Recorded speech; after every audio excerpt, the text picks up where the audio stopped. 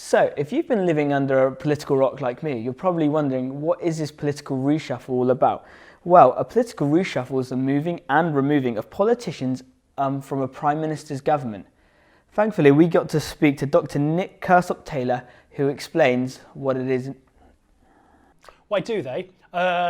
So mostly it's my understanding of this is it's mostly an opportunity for the Prime Minister to refresh who's in charge of different ministerial positions. It's also an opportunity to better reflect their particular interests and what their political agenda and projects are across ministerial departments as well. So, the biggest scalp in this shuffle was probably the head of the now former Chancellor, Sajid David. I'm not surprised that he left since I've now heard what happened behind the scenes, where he was given the option of, you either stay with a new kind of spate of political appointees as in special advisor roles, you either take them on board or you don't. I mean, I'm not surprised that necessarily that was something that made him feel like his position was untenable. Now, political aides are important because they are an outside voice to challenge politicians.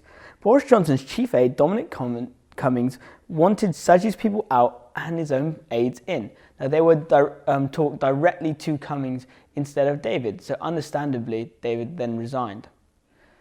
Now, the reason this is worrying is because Sajid David was known to oppose Boris Johnson on not all of his ideas, but some of them, and that was important because he had an opposing view. It seems that Johnson is now replacing all of his staff with yes men, including Rishi Sunak, who's only been an MP for 5 years now, and he's already made it up to Chancellor simply because Boris Johnson and Dominic Cummings trust him.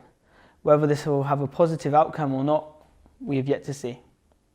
Jamie Pratt reporting.